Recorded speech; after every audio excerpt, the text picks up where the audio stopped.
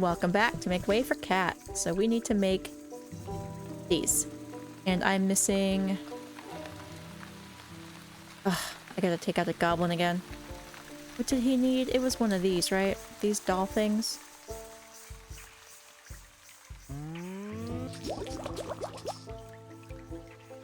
I won't make it till I get there. Okay, so we could just go back to the forest.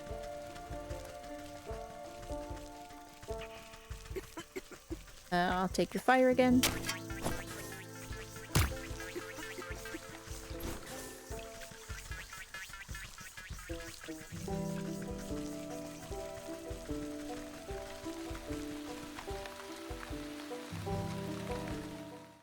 Okay, he should be like right around here.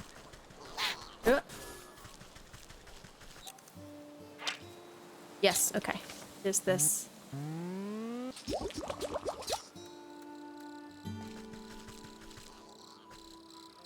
Where'd you go? Hey.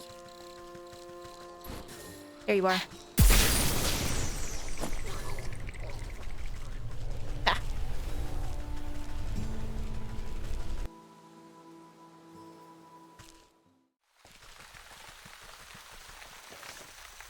We are making these.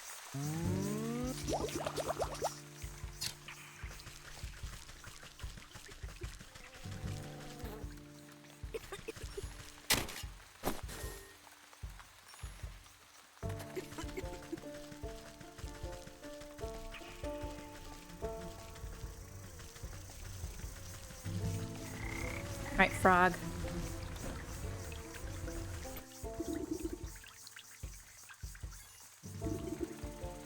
You wrap a juicy-looking grub around the medicinal tablets and offer it up to the Frog King. Your Majesty, I really must find the whereabouts of that gentleman. Perhaps this small tribute will persuade you to loosen your tongue. The frog gulps down the tantalizing meal without a thought. Ah, a delectable gift. His nostrils flare for a moment, then he sneezes, sending specks of wet mucus flying.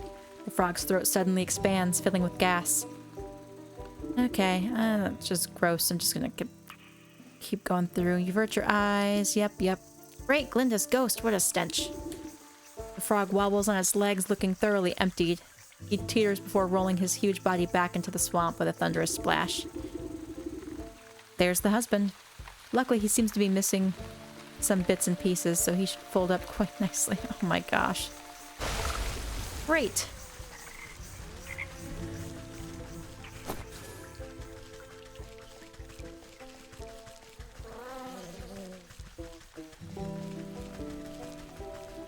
What a weird game. I love it. The circle of power is ready and waiting for its necromantic purpose. Yep.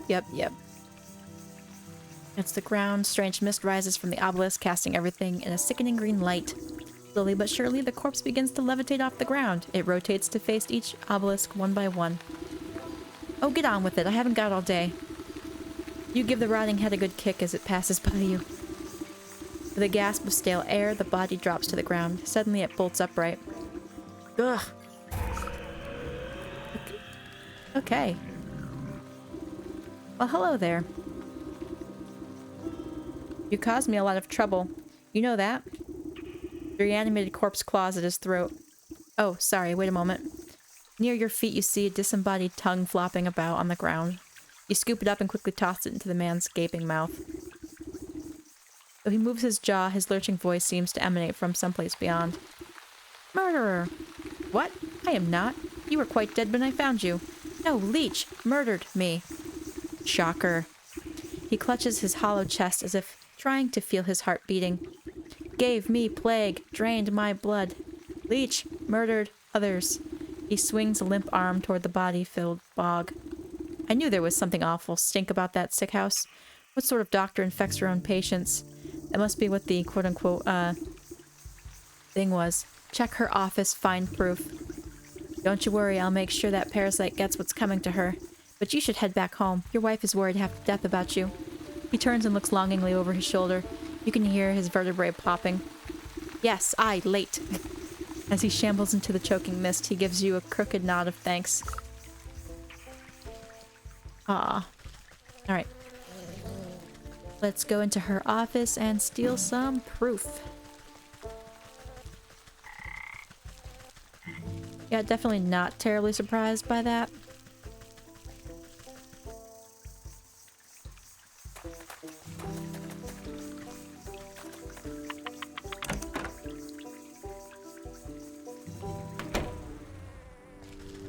Boop, boop, ba-doop. Excuse me, excuse me. While the leech is busy with her patients, you rifle through the contents of the various cabinets in her office. Mostly dried herbs and potions. Nothing seems out of the ordinary, ... That is until you notice a suspicious-looking bookcase set against the wall. The books are all fake, just chopped down spines glued to a solid plank. Your fingers race across the medical titles and quickly find a loose volume. With a click of a switch, the whole bookcase swings open to reveal a secret compartment. Your heart jumps at the sight. Racks upon racks of bottled blood are arranged like fine wines. Each vessel meticulously catalogs the name, description, and age of its source. It looks like this thirsty slug's been sapping the living for years. On a nearby table, you spy a decanter half filled with ruby red liquid. You wonder whose blood it contains. A dash of salt would remind that slimy worm that there's worse things out there than bloodsuckers. Ooh, salt the leech's wine. Okay. Do I have salt? What do I need to do for that? Oh, these. Okay, I gotta make one of these. Spirit salts.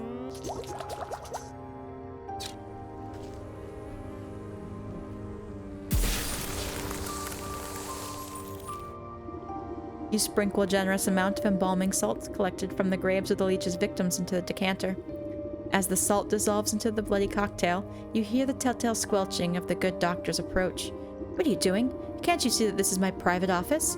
I already helped you enough, so there's no reason you ought to be here. She hastily shuffles you out of the room. Now get out. This place is only for the sick. You're certainly right about that. You walk just out of sight before doubling back to hide behind a withered get-well bouquet. You peer at the vexed leech as she slithers around her office, checking every cabinet and locker for tampering. She mutters something expletive about nosy old women. Satisfied, she sighs with relief and reaches to pour herself a glass from the tainted decanter. Ah, that addition of black fever adds a certain nutty quality. Maybe it will pair well with an infusion of peat moss palsy in the next batch. Oh, so she's giving them illnesses because it makes the blood taste better? She is like a wine connoisseur of sorts. She takes a sip, waiting just a moment before throwing her head back and guzzling it all down. Lovely, sharp flavor, full body too. Suddenly the leech snaps to attention. Her limbs dart out, writhing with uncontrollable gestures. She stabilizes herself against the table. The decanter shatters against the floor.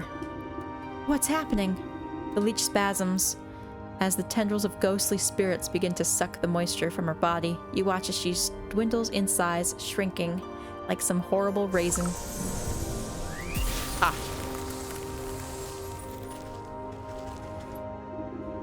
You inspect the mummified worm, pressing it between your fingers lightly. Trained by the very spirits she was supposed to be healing. In your fingertips, you make out the faintest little heartbeats, the soul of the leech. Got it. Oh, the nurse is back. I don't believe it. This was happening right under my nose? Yes, I'm feeling a lot better. The air in here is cleaner somehow. The nurse takes good care of us. Aww. I'm on the mend. Well, that's nice.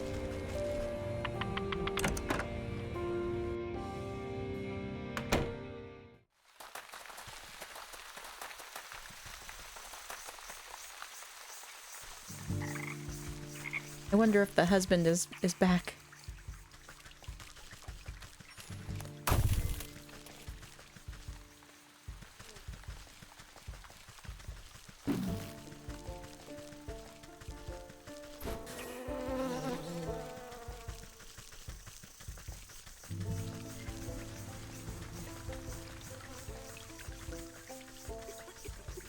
Oh, there he is. Thank you, sister. He's good as new. Love, wife. Aww. That's too cute.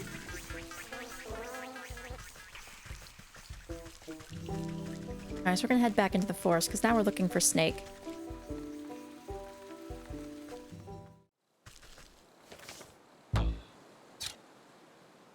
This. Snake is back this end? Yeah. So we haven't done anything with Snake yet. Okay, so we can cross the back here.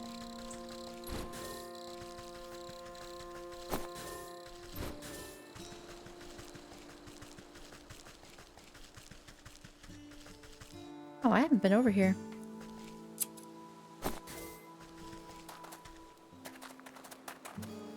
Oh, there's a lady crying.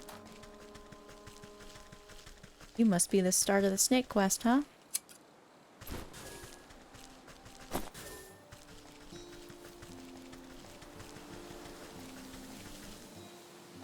Oh, got a bunch of goblins there.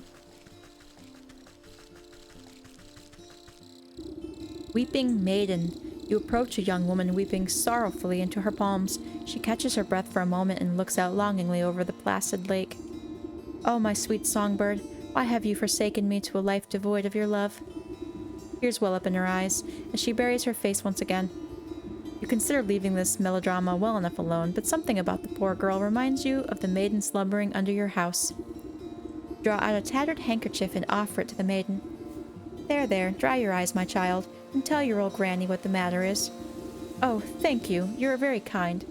He takes the cloth and daintily dabs the corners of her eyes. Swallowing the last of her sobs, she composes herself before sighing wistfully. It's my beloved, such a sweet and romantic man with the voice of a meadowlark. I get it. He dumped you? Well, don't worry. There's plenty of other frogs in the swamp. Well, what? No, he loves me, and I him. Though our families would never allow us to be together, he'd come and sing outside my balcony every night. One night we both vowed to escape and meet by this lake. Her lip quivers. I waited and waited and under the waning moon, even past the morning sun, but he still didn't reveal himself. Tough break. Maybe he just wasn't that into you. The woman snaps at you with sudden vitriol. He would never abandon me. We're destined to be together. She slips back into a oh my gosh. This is why I shouldn't be shooting these so late at night. Melancholic gaze over the lake. Even now, I can still hear the beautiful melody on his lute coming from across the water. Over the dull sounds of lapping waves and quaking waterfowl, faint notes of some faraway stringed instrument whisper through the reeds. Oh, I hear it too. Maybe you aren't just mad in love. It's coming from somewhere in the middle of the lake. He's out there somewhere. I just know it. She crumples into another dramatic bout of inconsolable tears. Now, I'm sure it's just some echo bouncing off the shore. I'll go find where this tardy bard of yours has run off to. New chapter. The snake. Okay, so we are going to track.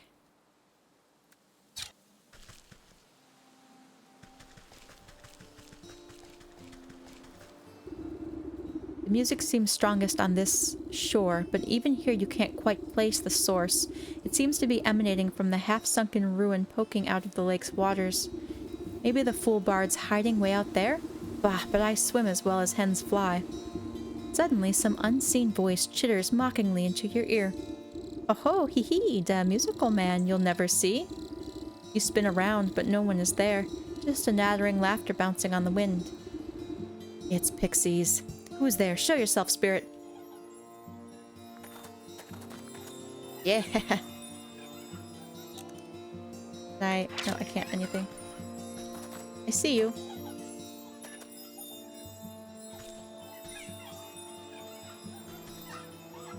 Do I follow it? Do I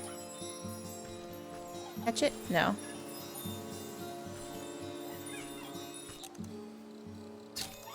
Oh, you know what? Unveiling powder. Reveal, you jerk. Ah. And then you catch it. Fairy dust. Pixie. Yeah, mischievous little. Yes, you snap your hand around the elusive creature and squeeze. Ack, let me go, you knobbly pot. You're crushing the life out of me. You trifling little pest. What do you know about this music? Music? What music? All I hear is the slapping waves and the peeping birdies. Your wrinkly old ears must be full of bugs. Don't you play smart with me. I'll pop off your head like a daisy. Oh, you mean that music? It's the sound of the snakes traveling circus. I thought everyone knew that. Circus stays still, but the door's the thing that travels, you see? And right now the door's out on that lake, but you'll never get in. Yeah. You give the wretched spirit a good shake, and a showering of glittering dust sheds off its wings. Tell me how to cross the lake, or I'll make a necklace from your teeth. Only faithful can show you the way. Dirty fairies built a bridge. Keep all you big folk out, unless the snake invites him in. You're a fairy, aren't you? Ooh, fairy and pixies are not the same. Where's this bridge?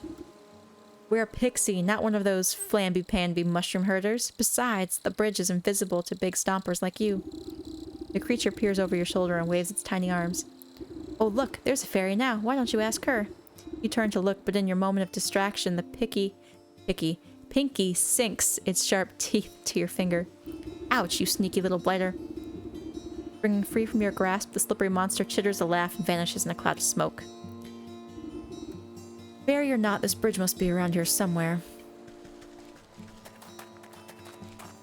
I imagine it's like right here.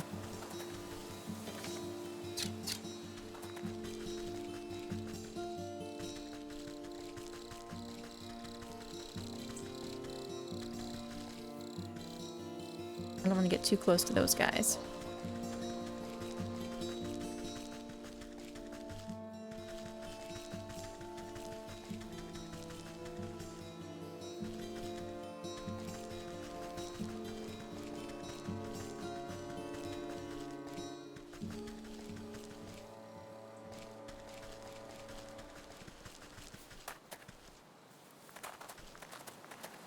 Gotta be some secret to this. Pushing aside thrushes and cattails, you find a strangely carved pedestal. It might be mistaken for a bird bath if you didn't know any better. As you run your fingers around the edge of the bowl, the remaining pixie dust on your hand flakes off as if drawn in by an invisible force. Crude pictographs appear on the surface of the basin. They depict a coiled snake presiding at the center of some kind of festival. Directions on how to reveal the bridge are carved in the outside. You see symbols resembling fey dust, dancing fireflies, and bird feathers. Alright. Yeah. We just need another bird. Easy enough. I have one. Okay. Just need to put it in my action bar. I wish you could, like, click downward to, like, go to the next set. Whatever you have. Oh, okay. So we can get a bird here.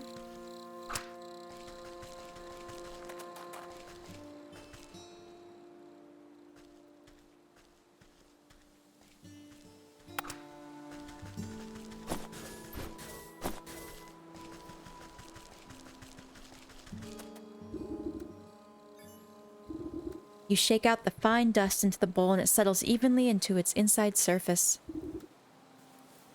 Firefly. Each of the fireflies alights upon the edge of the bowl, stepping delicately until they are evenly spaced.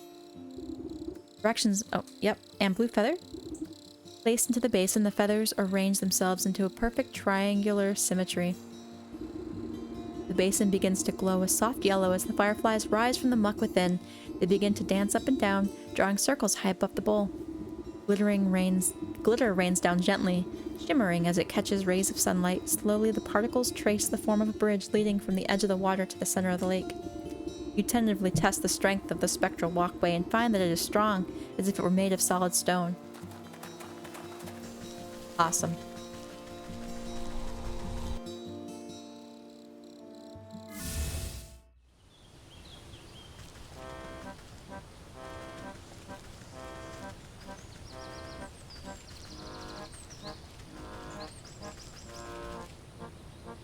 The snake would like to meet you. Oh gosh, everybody's weird. People really like these parlor tricks. They're like all brainwashed or something. Serving drinks. Serving drinks. Come on over. Serving drinks. What can I get for you, ma'am? He seems to be in some kind of trance. Yep. That's what it seems like. Perhaps the snake is the charmer. Egg coins.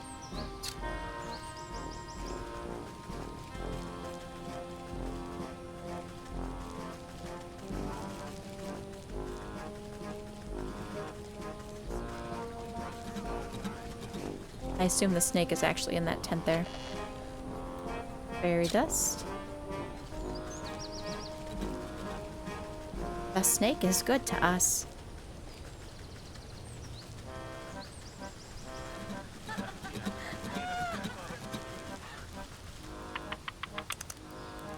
Alright, snake. Ooh. I like this design. It looked really goofy on the banners out front. Draped in glittering jewelry, the serpent stares intently into a crystal ball as you approach. Welcome, my dear, welcome. I saw that you would come here in search of answers. Ah, I just came here in search of a bard. That's him outside, right? With the loot? The minstrel? Yes, he is working off a debt to me. All those folk out there seem a touch addled. What did you do to them? They're all humble folk looking for something, just as you are. I'm here to provide them with my services in exchange for a bit of work. So what are you, some kind of carnival wizard? You're making quite the racket in my forest. A wizard? Oh, no, no. I am a seer, a scryer of the hidden mists, a foreteller of fortunes and keeper of secrets. Fancy titles you've given yourself. Sounds like you're nothing but a used cart salesman peddling your wares to the gullible. Ah, a skeptic. Step closer and let the crystal ball reveal its mysteries. The snake's voice drops low and seems to fill the tent with a heavy weight. I'm a helper of sorts, an unraveler of knots. I make the forgotten remembered. You feel the scaly touch of slithering coils wind around you. But you are powerless to move, and you have forgotten much. The snake's eyes swirl in a pattern you've never seen. Imperceptible colors collapse into themselves and fracture into kaleidoscopic mosaics against the canvas walls. A voice speaks from far away. It takes you a moment to realize that it's your own. I have forgotten so much. Let me help you find your answers. The serpent's coil slowly squeezes the consciousness out of you. With a desperate push of willpower, you blink away from the snake's hypnotic gaze. Yep, snake charming, but backwards. Oi, get off me, you worm. You wiggle your body like a sack of loose twigs. Despite your protesting bones, you manage to squirm free and tumble backwards out of the tent. When your eyes open, you find yourself back outside the snake's tent. You pick yourself up from the ground and dust off your shoulders. Huh. I guess that sly serpent has some tricks up his sleeve. I'd better come up with a plan for the next time I go in there. The festival patrons seem confused after your tussle with the snake, as if the spell over them was momentarily shaken. The crowds disperse as they fumble about in a haze. Now's my chance to get a word in with that bard. Maybe I can get him out of this mess. You, right? Weary-eyed bard. Strumming his lute, the strapping young man has a faraway look in his eyes. Is it wistfulness, nostalgia, or even hypnosis? Wander I may, but ne'er away from she I call my lover. To my chagrin, I stumbled in and met the gaze of another. Curious, I stared, I was not prepared, and this was my mistake. A binding gaze, now I live my days in service of the snake. Cry not for me, for there is she that might still see me saved. My spirits they lift as she holds a gift from before I was enslaved. A mirror but shattered, its pieces have scattered. If mended we may be set free. Down the wishing wellspring to the swamp's moonlit ring, and hiding within the pixie's tree. Okay. I know the well. There is a fairy ring in the swamp, and hiding within the pixie's tree. What's all this about a broken mirror? You gave it to that weeping maiden? Speak plainly, you warbling fool. No matter what you do, the poor musician barely seems to realize you're there. He just keeps strumming his lute and humming his mournful tune. Bah, maybe that lovesick miss will know what he's on about.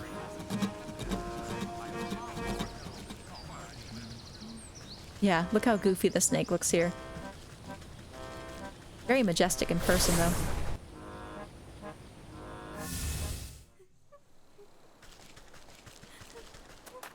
Alright. Did this is where I'm actually going to end this episode. I'm going to try to get so that when I get the soul of the animal, it's actually at the end of the episode instead of the beginning of the next. So I'm going to stop here and see if I can get it caught up. Thank you for watching, and I'll see you in the next one.